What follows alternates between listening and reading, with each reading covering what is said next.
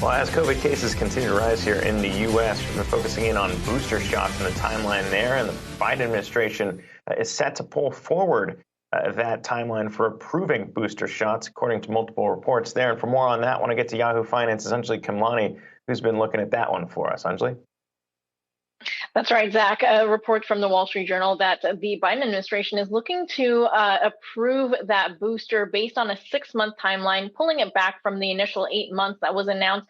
All of this, once again, contingent upon the FDA and CDC going through the normal regulatory process. And that could also impact exactly what we hear. We do know that the data that was submitted, and this is sort of where that new change comes from, the data submitted is based on 6 months of follow-up. And that has to do simply with the timeline that we're faced with right now based on when the trials were started and what we have up until this very point in time. Like everything else about the pandemic, it's all contingent upon what we have been able to do up until present point, and the future could change those numbers as well.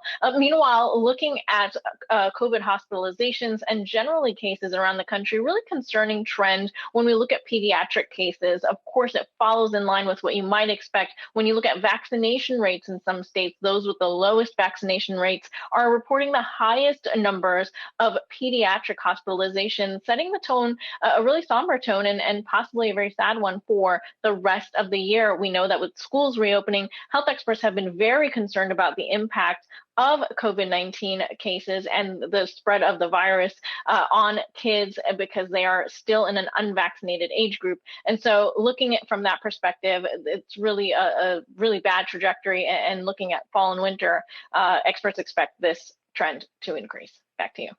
Yeah, and Anjalee, I mean, when we talk about that, boosters pulled forward sounds good if you're maybe out there looking to make sure you are protected here, and questions around waning effectiveness on that front. But the other question is how it impacts production. I know we've talked to Moderna and Pfizer here on this show about that, particularly when it comes to how they can pump out enough vaccines for the world, which still also needs to be vaccinated, as we learned with the Delta variant here.